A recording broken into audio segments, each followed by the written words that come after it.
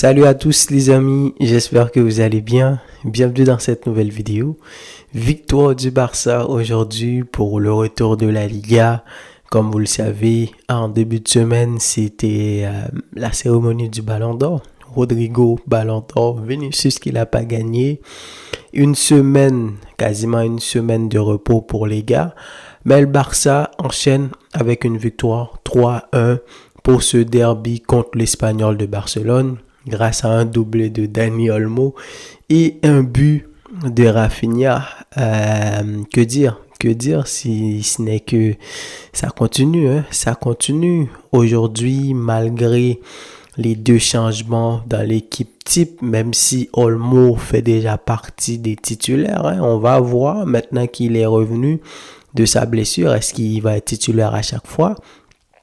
Mais Olmo qui remplace Fermin, pour moi, de la hiérarchie, c'est Olmo qui est titulaire. Et puis de l'autre côté, tu as Hector Foyt qui a été titularisé en tant que latéral droit.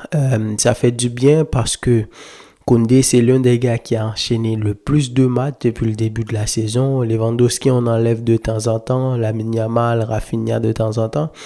Mais Koundé, je pense qu'il y a peut-être une fois qu'il n'a pas commencé. Est-ce que c'était pas le match contre Osasuna? Je me rappelle plus, mais il y a peut-être une fois qu'il n'a pas commencé. Koundé est très important, il est tout le temps titulaire. Donc, malgré tout ça, eh bien, c'est toujours la même logique. Un Barça qui joue très haut, un Barça qui domine, un Barça qui met la pression, qui du coup n'a pas le temps de tourner autour du pot parce que au bout de 30 minutes, c'était déjà 3-0. C'était déjà 3-0 et c'est un peu pour ça qu'on a eu cette seconde mi-temps, même s'il y a quelques petites choses à dire. Il y a la rentrée de Frenkie, la rentrée de Fermin, etc. Mais c'est un Barça qui a plié le match très tôt. Et ça fait plaisir de regarder le Barça en ce moment. C'est plus dans le même état d'esprit. Avant même que le match commence, j'avais hâte de voir Pedri, j'avais hâte de voir Rafinha, de voir Lamine, etc. Et comme je vous l'ai dit, au bout de 30 minutes, les gars, ils ont plié le match. Dani Olmo, qui est de retour dans le 11 de départ et il enchaîne avec un doublé. C'est fou à quel point Olmo, franchement, il est tellement important ce gars-là et c'est tout l'attaque du Barça en quelque sorte qui est important.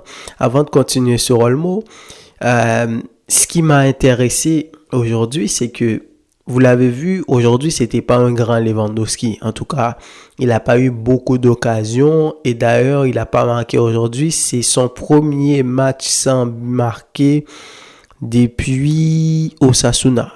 Depuis Osasuna, la défaite 4-2 du Barça, là, c'est là que Lewandowski avait pas marqué. Ensuite, il a enchaîné les doublés, triplés contre Alaves, doublé contre le Real, but contre le Bayern, il a marqué contre le Séville, il a marqué contre le Real. Donc, il enchaînait les matchs à marquer les buts, là, le Lewandowski. Mais malgré ça, même si t'as pas un grand Lewandowski et t'as pas un grand Rafinha, aujourd'hui, il a marqué, mais c'est juste que ces derniers temps, il est décisif. C'est pas un grand top match parmi les matchs qu'on a pu voir de Rafinha depuis le début de cette saison. Eh bien, à l'inverse, tu peux compter sur un Dani Olmo. Tu peux compter sur un Rafinha qui peut marquer, même s'il est pas très dans son match. Il peut marquer, il peut faire des appels. Et tu as un Lewandowski, même s'il est pas en forme, ben, il est important dans les tâches défensives. Je ne sais pas si vous remarquez, dans les corners, Lewandowski est tout le temps dans la surface de réparation pour aider Inigo et Kobarsi. Et la plupart du temps, les têtes défensives, c'est Lewandowski qui les fait. Et surtout, il revient de temps en temps pour chercher les ballons. Et tu as des Olmo qui sont beaucoup plus jeunes que lui, qui sont capables de faire les courses. Et du coup, qui vont faire des appels. Et le Barça devient tranchant dans ces parties de terrain-là. Lamine Yamal, Lamine Yamal, on voit clairement,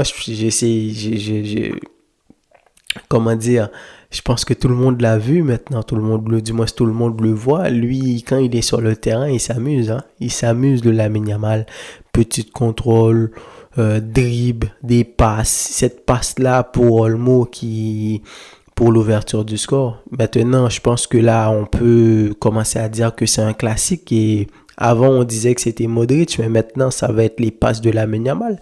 La dernière fois, il nous en a fait une là contre Villarreal, presque au milieu de terrain, qui a traversé tout le centre pour aller retrouver Rafinha. Et là, aujourd'hui, il en a fait. Et il a essayé à plusieurs reprises, ça n'avait pas marché. Mais là, il en a déjà 2 à son actif. Donc, le Lamine Yamal, très déstabilisant. Mais malheureusement, il n'arrive pas à marquer. Il a trouvé des occasions aujourd'hui. Il aurait pu marquer. Mais en même temps, je me suis dit... Lamine Yamal, il n'a que 17 ans. Il est tellement précoce que je me suis retrouvé à me dire que Lamine, il n'a pas marqué dans le match alors qu'il aurait pu marquer au lieu de simplement en profiter. Et ça te montre à quel point que ces jeunes-là nous font parfois avoir un argument quand même qui peut être biaisé parce qu'ils sont beaucoup trop forts pour leur âge. Et Dani Olmo, comme je le disais, très important. Il a marqué un doublé aujourd'hui, mais il aurait pu marquer un triplé. C'était le gars le plus dangereux aujourd'hui côté Barcelone. Avant de marquer, il a eu des occasions, une tête dans la surface, un tir mal cadré. Il avait une autre action, il a tiré, mais il a mal pris le ballon où Lamine Yamal attendait la passe là. Il a mal pris le ballon. Donc le Dani Olmo dans ce dispositif là, il est très important. Casado, encore une fois décisif. Il avait fait une passe contre le Real. Aujourd'hui, il a fait la même passe. Et la dernière fois, il avait fait une passe décisive pour Rafinha contre le Bayern. Donc, Casado continue à nous montrer que c'est lui le titulaire à ce poste-là.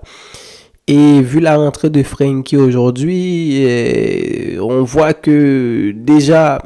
Casado, c'est même plus par rapport au talent, c'est juste que c'est le seul 6 qu'il y a dans ce profil-là.